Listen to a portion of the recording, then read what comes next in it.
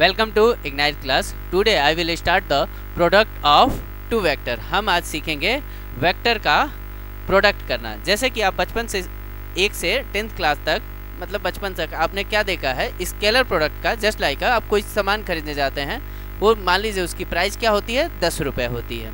अब वो आपने क्या लिया कि 5 पीस लिया, तो उसकी प्राइस, टोटल प्राइस कितनी हो गई, 50 रुपीज़ हो गई। टोटल कितनी हो गई, 50 रुपीज़ हो गई। तो ये होता है स्केलर क्वांटिटी। स्केलर क्वांटिटी का आपने मल्टीपल करना बचपन से आप करते हैं, ये अलजेब्रिकल मल्टीप्लिकेशन है। ठीक है, अब हम पढ़ेंगे वेक्टर का मल्टीप्लिकेशन कैसे करेंगे। देखिए, वेक्टर के मल्टीप्लिकेशन 2 टाइप के होते हैं। कौन कौन से? एक होता है डॉट प्रोडक्ट, डॉट और स्केलर प्रोडक्ट। एक होता है क्रॉस एंड वेक्टर प्रोडक्ट। पहला होता है डॉट प्रोडक्ट और स्केलर प्रोडक्ट। स्केलर प्रोडक्ट इसको क्यों कहते हैं, डॉट प्रोडक्ट को ही स्केलर प्रोडक्ट क्यों कहते हैं? क्योंकि जो इसका रिजल्ट आता है आफ्टर प्रोडक्ट के बाद, इसका जो भी रिजल्ट आता है वो क्या आता है, वो स्केलर क्वांटिटी आती है। मतलब अगर क्या करेंगे कि एक वेक्टर है, मान लीजिए एक वेक्टर है ए, दूसरा वेक्टर है बी है, इन दोनों का अगर आप डॉट प्रोडक्ट करेंगे, इन दोनों का अगर आप डॉट प्रोडक्ट करते हैं, मान लीजिए वैल्यू आती है सी, तो सी जो होगी ये वेक्टर क्वांटिटी होगी या स्केलर, तो ये वेक्टर ना होके क्या होगी, स्केलर क्वांटिटी होगी। इसीलिए इस प्रोडक्ट को हम क्या कहते हैं, स्केलर प्रोडक्ट ऑफ वेक्टर कहते हैं। कैसे सॉल्व करते हैं, आइए देखते हैं। देखिए, हमने क्या लिया, एक वेक्टर लिया है ए, एक वेक्टर लिया है बी, ठीक है, और इनके बीच का एंगल क्या है, थीटा। इनके बीच का एंगल क्या है, थीटा है। तो हम नेक्स्ट पेज पे चलते हैं। टॉपिक क्या था हमारा, स्केलर प्रोडक्ट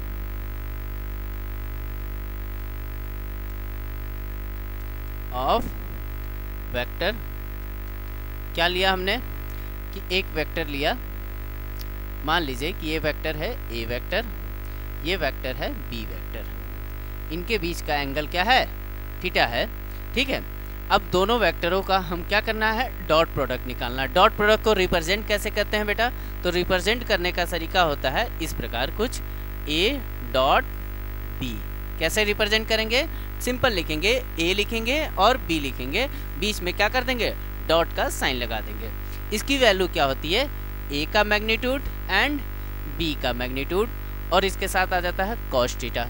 अब आपको अगर मैग्नीट्यूड नहीं निकालने आता है तो हम मैग्नीट्यूड पे भी देख लेते हैं। जस्ट लाइक ए एक वेक्टर है जिसकी ए X I cap, A Y J cap है and A Z K cap है। समझ आई बात। अगर इसका हमको ए का मैग्नीट्यूड फाइंड आउट करना है तो क्या करेंगे, ए एक्स का स्क्वायर प्लस ए वाई का स्क्वायर प्लस ए जेड का स्क्वायर। उसी तरह अगर बी वेक्टर है, क्या है बी वेक्टर, क्या है, B X I cap, B Y J cap and B J B K cap है। ठीक है, इसका अगर हमको क्या निकालना है, मैग्नीट्यूड निकालना है, तो क्या लिखेंगे, कैसे लिखेंगे, बी एक्स का स्क्वायर लिखेंगे प्लस बी वाई का स्क्वायर लिखेंगे प्लस बी जेड का स्क्वायर लिखेंगे। ये होता है किसी भी वेक्टर, किसी भी क्या होता है डिस्प्लेसमेंट, किसी भी वेक्टर का, किसी भी पोजीशन वेक्टर हालांकि कहते हैं, किसी भी वेक्टर का हम क्या करना, मैग्नीट्यूड फाइंड आउट करने का ये तरीका होता है। ठीक है, तो आप इसका क्या करेंगे, ए डॉट बी के लिए ए का मैग्नीट्यूड, बी का मैग्नीट्यूड और इनके बीच का एंगल का कॉस कंपोनेंट। ठीक है, तो A dot B is equal to A का मैग्नीट्यूड एंड बी का मैग्नीट्यूड एंड कॉस थीटा। ठीक, तो कॉस थीटा की वैल्यू क्या होगी, कॉस थीटा की वैल्यू होगी ए डॉट बी अपॉन में ए का मैग्नीट्यूड एंड बी का मैग्नीट्यूड, ये होती है। देखिए, ये हमको यूज कहाँ आएगा, जब दो वेक्टर दे दिया जाएंगे, ए वेक्टर दे दिया जाए, दो वेक्टर दे दिया जाए, एक ए वेक्टर है, मान लीजिए ए, एक दूसरा वेक्टर है बी, इन दोनों के बीच का अगर हमको एंगल फाइंड आउट करना है, दोनों के बीच का एंगल फाइंड आउट करना है, तो भी हम एंगल कैसे फाइंड आउट करेंगे, डॉट प्रोडक्ट के थ्रू हम एंगल को फाइंड आउट कर सकते हैं। क्या कर देंगे, ए का मैग्नीट्यूड पहले निकालेंगे, फिर बी का मैग्नीट्यूड निकालेंगे और ए डॉट बी की वैल्यू निकालेंगे और पुट कर देंगे और कॉस थीटा की वैल्यू हमें फाइंड आउट होगी। अब आ गई बात कि ए डॉट बी कैसे निकालेंगे इन कंपोनेंट टर्म में। आइए देखते हैं, क्या देखेंगे,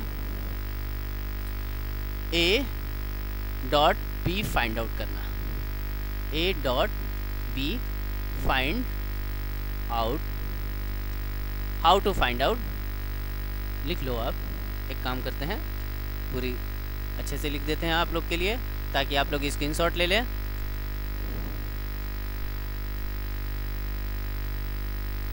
how to find out, how to find out,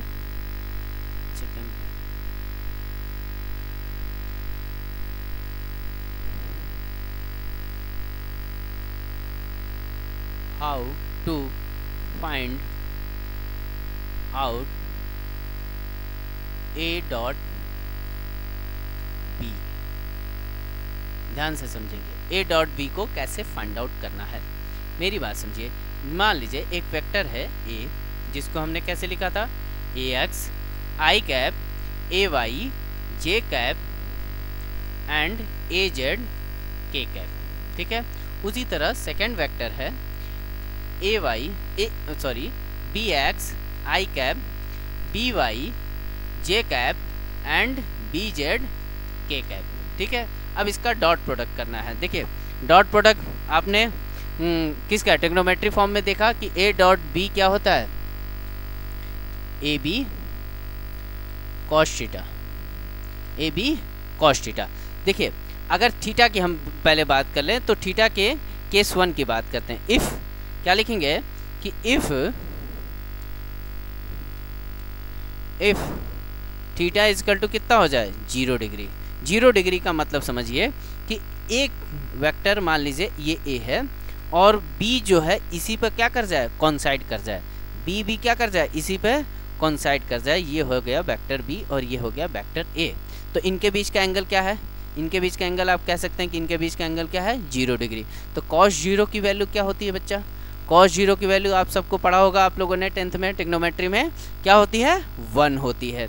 तो a डॉट बी यहाँ पर क्या हो जाएगा, यहाँ पर a डॉट बी क्या हो जाएगा, ए बी, क्या हो जाएगा ए बी। और ये क्या होगी, ये मैक्सिमम वैल्यू होगी, इसको कहेंगे maximum value of, maximum value of, maximum value of, maximum value of dot product. समझ में आई बात। क्या हमें करना है कि सबसे पहले तो हमें इसका डॉट प्रोडक्ट निकालना सीखना है। इसका डॉट प्रोडक्ट निकालने के सीखने के लिए हमें सबसे पहले जानना होगा कि थीटा पे क्या क्या असर दिखता है। देखिए ये इसकी मैक्सिमम वैल्यू है, जब थीटा क्या हो जाएगा 0 हो जाएगा, ठीक। केस 2 की बात करते हैं हम, आप लोग चाहें तो स्क्रीनशॉट ले सकते हैं, ठीक है। केस 2 की बात करते हैं, एक लास्ट में ही स्क्रीनशॉट लीजिएगा, सब पढ़ा लिया जाएगा उसके बाद। केस 2 की बात करते हैं, इफ़ थीटा क्या हो जाए 90 हो जाए, क्या हो जाए 90। तो क्या cos 90 की वैल्यू किसी को पता है क्या, आप में से कोई cos 90 की वैल्यू जानता है, आप में से कोई cos 90 की वैल्यू जानता है क्या। cos 90 क्या होता है, cos 90 होता है, क्या होता है 0, क्या होता है 0। मतलब समझिए कि एक वेक्टर है, ये है a वेक्टर और ये वेक्टर है b वेक्टर।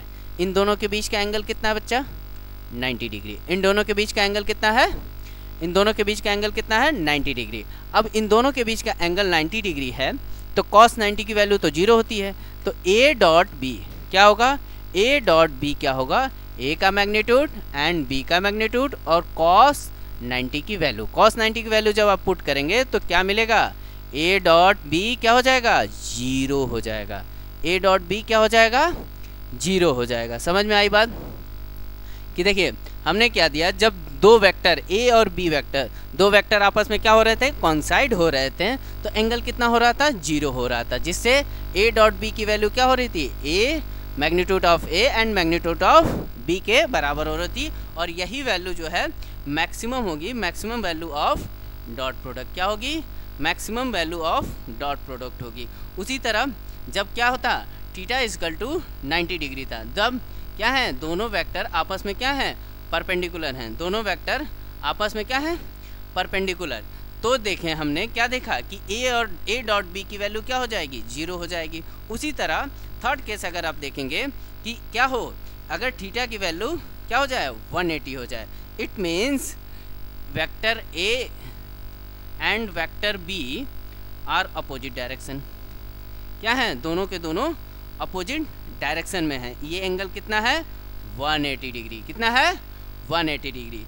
तो केस क्या होगा, देखिए A dot B is equal to vector A का मैग्नीट्यूड एंड बी का मैग्नीट्यूड कॉस 180। तो आप लोग पता है क्या, कॉस 180 की वैल्यू कितनी होती है, कॉस वैल्यू 180 की वैल्यू होती है -1। तो ए डॉट बी क्या हो जाएगा, माइनस ए का मैग्नीट्यूड एंड बी का मैग्नीट्यूड, दोनों का मल्टीपल, सिंपल मल्टीप्लिकेशन। यहाँ पे जो है इन दोनों का सिंपल मल्टीप्लिकेशन है, समझ में आई बात। यहाँ पे ए का मैग्नीट्यूड मान लीजिए, ए का मैग्नीट्यूड क्या आ रहा है इस जगह पे, देखिए यहाँ पर अगर देखिए ए का मैग्नीट्यूड मान लीजिए क्या है कि 10 है और बी का मैग्नीट्यूड क्या है 2 है। तो अब यहाँ पे ए डॉट बी क्या हो जाएगा, ए डॉट बी क्या हो जाएगा, 10 इंटू में 2 डायरेक्ट आप कर सकते हैं। क्यों, क्योंकि दोनों की डायरेक्शन क्या है, सेम है। तो ये आ जाएगा 20। ठीक, इतना समझ में आया। अब हम आते हैं अपने क्वेश्चन पे। क्वेश्चन क्या था हमारा, क्वेश्चन हमारा था बच्चा how to find out, question था how to find out A dot B. अभी भी हमारा ये क्वेश्चन बना हुआ है, हमने एंगल समझा। अब हम नेक्स्ट टॉपिक पे चलते हैं, हाउ टू फाइंड आउट। हमने क्या लिखा था, फिर से उसी क्वेश्चन को लिखते हैं। आपको एंगल समझना ज़रूरी था, एंगल नहीं समझते तो आपको उसको समझने में दिक्कत आती, इसीलिए सबसे पहले एंगल समझ लेते हैं। ठीक है, how to find out A dot B. ठीक है, हमने क्या लिखा था, ए वेक्टर क्या है, A X I cap and A Y J cap and A Z K cap. ये मैंने इसलिए ले लिया क्योंकि मैंने नेक्स्ट पेज लिया है। अगर नेक्स्ट पेज नहीं लिया होता तो ये लिखने की ज़रूरत हमें नहीं पड़ती, आपको लिखने की ज़रूरत नहीं है। क्यों, क्योंकि आपकी कॉपी सेम होगी। ठीक है, ये हो जाएगा बी जेड के कैप। ध्यान से देखिए, अब हमको इसका क्या लेना है, डॉट प्रोडक्ट। आइए देखते हैं, ए डॉट बी की बात करते हैं। तो ए के वेक्टर लिख लीजिए, ए X I cap plus A Y J cap plus A Z K cap dot B X I cap plus B Y J cap plus B Z K cap. अब देखिए, इसको आप ऐसे लिख सकते हैं, ए एक्स डॉट इसका मल्टीपल इसके साथ, ए एक्स आई कैप, सॉरी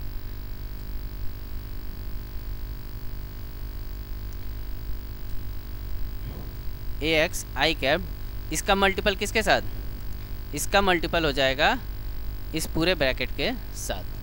ठीक है, तो क्या लिखेंगे, B X I cap plus B Y J cap plus B Z K cap. ठीक है, उसी तरह सेकंड वाला क्या लेंगे, ए Y J cap.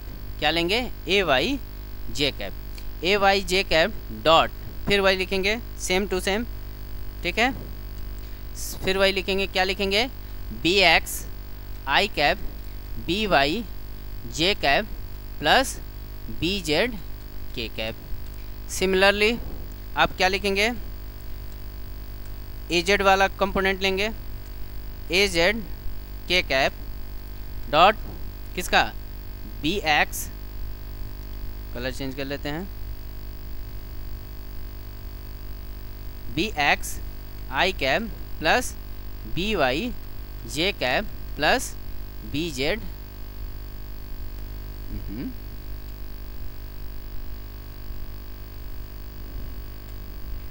B Z K cap. ठीक है, अब एक चीज़ देखिए, एक चीज़ इसका बेसिक समझ लीजिए, और कि जो आई और जे और के हैं, आई और जे और के है, हालांकि आप लोग अगर वेक्टर का प्रोडक्ट देख रहे हैं तो आप आई और जे के पहले देख चुके हैं, बट हम समझा दे रहे हैं आई और जे क्या होता है, आई जे और के यहाँ पर होता क्या है। ध्यान से देखो, ये है, थोड़ा सा और ऊपर कर लेते हैं इसको, ये है आपका कार्टेशियन कोऑर्डिनेट एक्स वाई और ये जेड, आप सबने पढ़ा होगा, ठीक है। तो जो आई है वो एक्स डायरेक्शन का यूनिट वेक्टर है, एक्स डायरेक्शन का यूनिट वेक्टर होता है वो आई होता है। मतलब आई का मतलब है इसकी जो मैग्नीट्यूड होगा वो यूनिटी होगा, वैल्यू 1 होगी, एक से ज़्यादा नहीं होगी, एक ही होगी ऑलवेज। आई की वैल्यू ऑलवेज क्या होगी, आई का अगर मैग्नीट्यूड की बात करें तो ऑलवेज 1। उसी तरह अगर जे की मैग्नीट्यूड की बात करें तो वो भी ऑलवेज 1। उसी तरह के मैग्नीट्यूड की बात करें तो वो भी क्या होगा, ऑलवेज 1 होगा। तो आई जो होगा एक्स कोऑर्डिनेट में होगा, और जे जो होगा जे कोऑर्डिनेट को रिप्रेजेंट करता है, और के जो है के एक्स एक्सिस को, सॉरी आई जो है एक्स एक्सिस को, और जे जो है वाई एक्सिस को, एंड के जो है वो जेड एक्सिस को। उसी तरह अगर कहीं लिखा जाए कि माइनस आई अगर लिख दिया जाए तो माइनस आई किस एक्सिस को होगा, माइनस एक्स एक्सिस को। उसी तरह माइनस जे होगा तो माइनस वाई एक्सिस। उसी तरह माइनस अगर के होगा तो वो होगा किसके लिए, माइनस जेड के लिए। और आई है तो किसके लिए होगा, एक्स के लिए, जे है तो किसके लिए, वाई के लिए, एंड के है तो किसके लिए, जेड के लिए। समझ में आई बात। आई किसके लिए रिप्रेजेंट होता है, एक्स एक्सिस के लिए, जेड वाई एक्सिस के लिए, और के जो है जेड एक्सिस के लिए। अगर माइनस का उपयोग किया जाएगा तो माइनस आई एक्सिस एक्स माइनस एक्स के लिए, माइनस जे माइनस वाई के लिए, एंड माइनस के माइनस जेड एक्सिस के लिए, ठीक है। ये एक्सिस हैं और ये इसके रिप्रेजेंटेशन ऑफ यूनिट वेक्टर है। समझ में आई बात। अब हमारा क्वेश्चन आता है, आगे हम बढ़ते हैं। क्या हमारा क्वेश्चन आता है, ए डॉट बी, हमारा यही था। अब हम ध्यान से देखिए, यहाँ पर अगर आई डॉट आई होता है, पहले एक चीज़ और समझ लो, क्या आई डॉट आई की वैल्यू क्या होगी, अगर दो आई एक साथ आएँ तो उनकी वैल्यू क्या होगी, आई डॉट आई। देखिए अब मेरी बात समझिए, आई डॉट आई को समझने के लिए देखिए, एक आई है इस तरफ एक्स डायरेक्शन में, दूसरा आई भी इसी पर है, ये भी आई है, ये भी आई है। क्या इनके बीच का एंगल कितना है, यहाँ एंगल क्या जीरो नहीं है, क्या यहाँ एंगल जीरो नहीं है, तो यहाँ एंगल बच्चा क्या हो गया। देखो फिर से मैं बता रहा हूँ,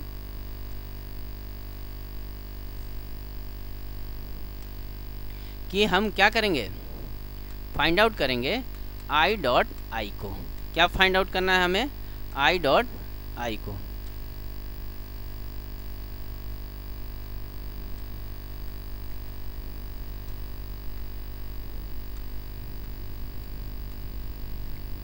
आई डॉट आई को देखिए, आई क्या होता है, एक्स डायरेक्शन का कंपोनेंट है। उसी तरह सेकेंड वाली आई भी क्या है, वो भी सेम डायरेक्शन है, तो ये भी आई है और ये भी आई है। तो इन दोनों का डॉट प्रोडक्ट जब करेंगे तो इनके बीच का थीटा क्या होगा, थीटा होगा 0 डिग्री। तो आपने अभी इससे पहले पढ़ा, क्या पढ़ा था, यहाँ देखिए, इसके पहले वाले पेज में आपने देखा था ना, इधर आ जाइए, देखिए यहाँ देखा था हमने कि थीटा जब 0 डिग्री होगा तो उनके क्या होंगे, मैग्नीट्यूड का मल्टीपल होगा, क्योंकि कॉस थीटा क्या हो जाती है, 1 हो जाती है। तो यहाँ पे आ जाइए, अब नेक्स्ट पेज पे हम आप लोग को स्क्रीनशॉट देने का अभी देंगे, आप लोग एक साथ स्क्रीनशॉट ले लीजिएगा ताकि आपको आसानी हो जाए, ठीक है। यहाँ पे देखिए, आई की मैग्नीट्यूड हमने बात की, आई का मैग्नीट्यूड क्या होता है बच्चा, 1 होता है। उसी तरह सेकेंड आई का भी मैग्नीट्यूड 1 होता है। तो आई डॉट आई लिखेंगे हम तो क्या आएगा, आई का मैग्नीट्यूड एंड आई का मैग्नीट्यूड, कॉस 0 तो हो जाएगा 1, तो वैल्यू क्या आएगी 1। उसी तरह सिमिलरली, ये इंपॉर्टेंट है, ठीक है, सिमिलरली जे डॉट जे होगा तो क्या आएगा, वैल्यू 1 आएगा। के डॉट के होगा तो वैल्यू क्या आएगा, 1 आएगा, ठीक है। आई डॉट आई की वैल्यू क्या 1, जे डॉट जे की वैल्यू क्या 1, के डॉट के की वैल्यू क्या 1। समझ में आई बात। उसी तरह अगर क्वेश्चन जनरेट हो जाए कि आई डॉट के की वैल्यू क्या होगी, आई डॉट के की वैल्यू क्या होगी, तो देखिए आई एक्सेस, आई किस पे लाइक करता है एक्स एक्सिस पे, ठीक है, ये है आई आपका और ये है आपका जेड और यहाँ है के, इनके बीच का एंगल कितना है 90 डिग्री। आपको पता है cos 90 अभी मैंने बताया क्या होता है 0, तो यानी कि आई डॉट के क्या हो जाएगा 0 वैल्यू पुट करेगा, आई डॉट के क्या वैल्यू रखेगा 0 वैल्यू रखेगा। उसी तरह अगर हम आई डॉट जे रखेंगे तो आई किस पे है एक्स एक्सिस पे है और जे किस पे है वाई एक्सिस पे है, आई किस पे है एक्स एक्सिस पे और जे किस पे है वाई एक्सिस पे, तो दोनों के बीच का एंगल कितना बनता है 90 डिग्री। 90 होने की वजह से cos 90 क्या हो जाएगा 0, वेरी गुड। तो आई डॉट जे भी क्या हो जाएगा 0 रखेगा। उसी तरह जे डॉट अगर के रखें तो इनके बीच का भी एंगल कितना है 90 डिग्री, तो वैल्यू क्या आएगी 0। उसी तरह आप के डॉट जे भी रख सकते हैं, इसकी वैल्यू क्या आएगी 0। कुल मिला के सिमिलरली जब होगा I dot I, J dot J या के डॉट के, तो वैल्यू क्या आती है 1, मतलब सेम एक्सिस पे होंगे तो मैग्नीट्यूड का डायरेक्ट मल्टीपल हमने देखा। तो ये याद रखिए आप लोग, ठीक है, ये सारे पॉइंट। अब हम आते हैं अपने रियल क्वेश्चन पे। क्वेश्चन हमारा फिर से वही था ए डॉट बी, क्या हमने लिखा था यहाँ देखिए क्या लिखा था हमारा ए एक्स आई कैप, फिर से हम लिख देते हैं ताकि आप लोग को आसानी हो समझने में। देखिए ए एक्स आई कैप और क्या था B X I cap plus B Y J cap plus B Z K cap, ठीक है, plus A Y J cap B X I cap plus B Y J cap plus B Z K cap. उसी तरह A Z I cap B X I cap, sorry ये K cap plus B Y J cap plus B Z K cap, ठीक है। A X I cap B Z आप यहाँ से मिला सकते हैं, क्या ये सिमिलर लाइन है, ये वाली लाइन आपकी फिर से हमने यूज की। देखिए अगर हम चाहते तो ये चीज़ हम आपको पहले सिखा दे सकते थे, फिर ये चीज़ हम आपको सिखाते, लेकिन जब बीच में आप सीखेंगे ना तो आपको क्यूरियोसिटी बढ़ जाती है, इसकी वजह से चीज़ें आपको समझ में आएंगी। अभी देखिएगा अब एकदम आसान हो गया है, अब डॉट प्रोडक्ट करना बहुत आसान हो गया। अब देखिए फिर से हम देखते हैं, इसका प्रोडक्ट इसके साथ होगा तो यहाँ क्या है आई, यहाँ भी क्या है बच्चा आई, तो क्या आ जाएगा A X and B X direct. अच्छा इसका प्रोडक्ट अगर हम ए एक्स आई कैप का प्रोडक्ट अगर बी वाई जे कैप के साथ कहेंगे तो ये कहाँ, यहाँ क्या है आई है, यहाँ क्या है बच्चा जे है, तो आई डॉट जे आ जाएगा। देखिए आई डॉट जे हमने पढ़ा क्या आता है 0, यानी कि क्या लिख देंगे 0 लिख देंगे। उसी तरह यहाँ पे देखिए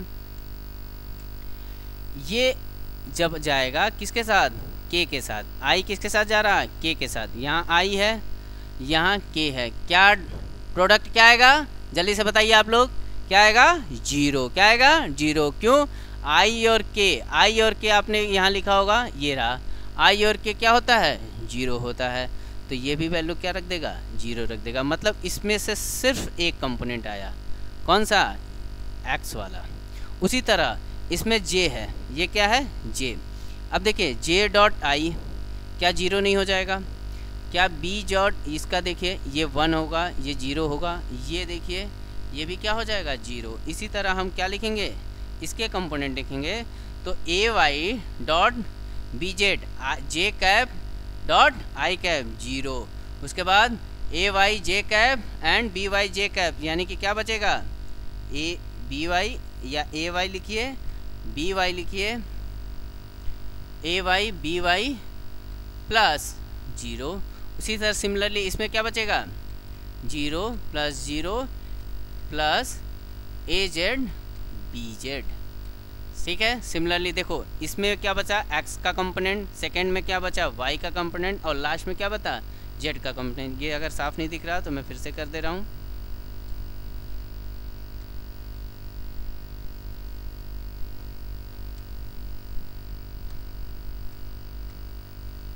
ठीक है, तो फाइनल हमारा ए डॉट बी क्या आ जाएगा,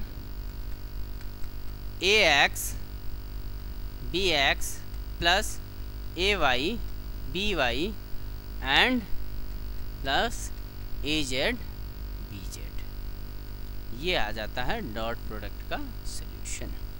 ठीक, हम इसका कंक्लूजन लिख सकते हैं। कंक्लूजन क्या लिखेंगे कि ए डॉट बी निकालना है हमें।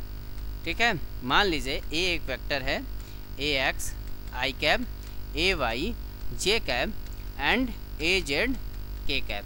ठीक, और बी एक वेक्टर है जो जिसके कंपोनेंट क्या हैं, B X I cap B Y J cap and B Z K cap. ठीक है, इन दोनों का अगर हम डॉट प्रोडक्ट किया तो हमारा फाइनल रिजल्ट क्या आया, ए X B X plus A Y B Y plus A Z B Z. ये हुआ हमारा डॉट प्रोडक्ट का कंक्लूजन। समझ में आया कि नहीं आया? चलो, समझ में आया ना सब बच्चों को? कोई दिक्कत हो तो पूछो मुझे। ठीक है, कहाँ से हम स्टार्ट किए थे फिर से देख लेते हैं।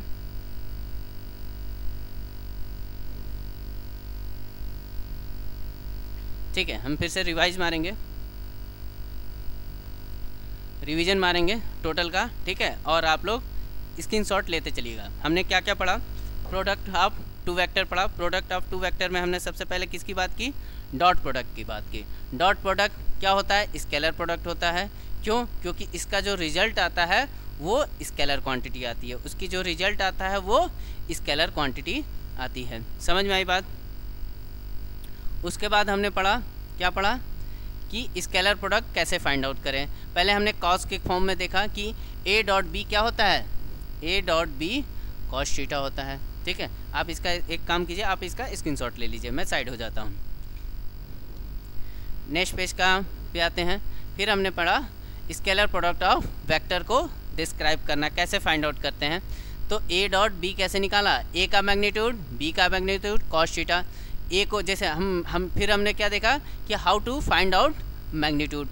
देखिए, जो जो चीज़ हमें नीड पड़ेगी वो चीज़ को बीच में डिस्क्राइब करने में थोड़ा सा आपको आसानी हो जाएगी। ठीक है, जैसे यहाँ पे हमें किसकी ज़रूरत थी, मैग्नीट्यूड की। हमने मैग्नीट्यूड फाइंड आउट करना सीख लिया।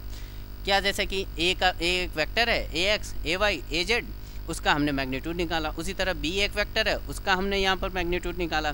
तो ए डॉट बी, अब ये चीज़ बहुत इंपॉर्टेंट हो जाती है किसके लिए, to find out angle between two vector, समझ में आई बात? इसका यूज हम किसके लिए कर सकते हैं, दो वेक्टर हैं उनके बीच का अगर हमें क्या करना हो, एंगल निकालना हो, क्या करना हो, एंगल निकालना हो, तो हम इसको फाइंड आउट कर सकते हैं। आप इसका भी स्क्रीनशॉट ले लीजिए। नेक्स्ट की हम बात करते हैं, क्या करना। हाँ, हमें डॉट प्रोडक्ट निकालने के लिए हमें ज़रूरी थी थीटा के बारे में जानकारी इकट्ठा करना। तो हमने क्या किया, केस बनाया। क्या क्या केस बनाया, पहले केस बनाया हमने कि थीटा को क्या ले लिया, जीरो ले लिया। क्या ले लिया, थीटा को जीरो ले लिया। तो हमने क्या देखा कि कॉस जीरो की वैल्यू क्या आ गई, 1। तो ए डॉट बी का वैल्यू क्या आती है, ए का मैग्नीट्यूड एंड बी का वैल्यू। और यही क्या होता है, डॉट प्रोडक्ट का मैक्सिमम वैल्यू को शो करता है। समझ में आई बात? सेकेंड हमने टॉपिक लिया क्या, थीटा इज इक्वल टू 90। ए और बी के बीच का एंगल कितना है, 90 है। तो कॉस 90 क्या हो जाएगा, 0। तो ए डॉट बी क्या बन जाएगा, 0 वैल्यू पुट कर देगा। उसी तरह जब क्या है, अपोजिट वेक्टर हैं, ये क्या है, अपोजिट वेक्टर हैं, तो इनके बीच का एंगल कितना आएगा, 180। कॉस 180 की वैल्यू क्या आती है, माइनस का 1। तो यहाँ पर वैल्यू क्या होगी, ए डॉट बी क्या हो जाएगा, माइनस ए बी। आप इसका भी स्क्रीनशॉट ले लीजिए। नेक्स्ट पेज पे हमने बात की, किस चीज़ की बात की, how to find out A dot B in their component in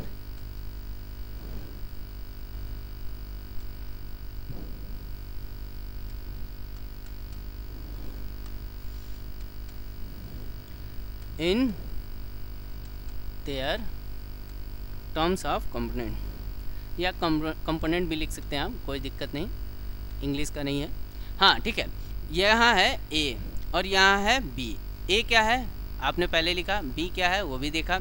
A dot B कैसे लिखेंगे, सिंपल, ए का मैंने लिखा, उसके साथ बी के सारे वैल्यू लिख दिए, ए एक्स आई कैप और बी के सारे कंपोनेंट लिख दिए। उसी तरह ए वाई के साथ हमने बी के सारे कंपोनेंट ले लिए, उसी तरह जेड के साथ आपने बी के कंपोनेंट ले लिए, जैसा कि आपने बचपन में किसका ब्रैकेट को तोड़ने का सीखा होगा। ठीक है, उसके बाद हमें ज़रूरत पड़ी कि हम देख रहे हैं कि आई जो है आई के साथ जा रहा है, आई जो है जे के साथ जा रहा है, आई जो है के साथ जा रहा है। तो हमने उसको भी समझ लिया कि जब आई जो है आई के साथ जाएगा, आई जो है, अच्छा आप स्क्रीनशॉट लेना है तो आप इसके भी स्क्रीनशॉट ले सकते हैं। ठीक है, नेक्स्ट पेज पे चलते हैं। देखो हमने ये भी बताया कि आई जो है किसको रिप्रेजेंट करता है, एक्स एक्सिस को, जे जो है किसको रिप्रेजेंट करता है, वाई एक्सिस को, एंड जेड जो है किसको रिप्रेजेंट करता है, और के जो है किसको रिप्रेजेंट करता है, जेड एक्सिस को। अब हम बात करते हैं आई का मैग्नीट्यूड क्या होता है 1, जे का मैग्नीट्यूड 1, के का मैग्नीट्यूड 1, उसी तरह माइनस आई किसको, माइनस एक्सिस को, माइनस जे माइनस वाई को, माइनस के माइनस एक्सिस को।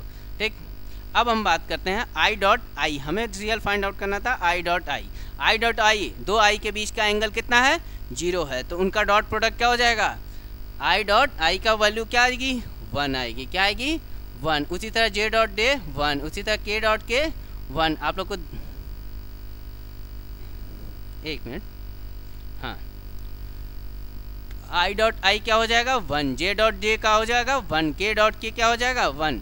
उसी तरह अगर आई डॉट के होता है तो उनके बीच का एंगल कितना है 90। देखो तीनों एक्सिस के बीच का एंगल कितना होता है 90 होता है, तो यानी कि आई डॉट के बीच का एंगल कितना है 90, तो वैल्यू कितनी आ जाएगी 0। आई डॉट जे के बीच का एंगल 90, तो वैल्यू कितनी आएगी 0। आई जे डॉट के 0, उसी तरह के डॉट जे 0।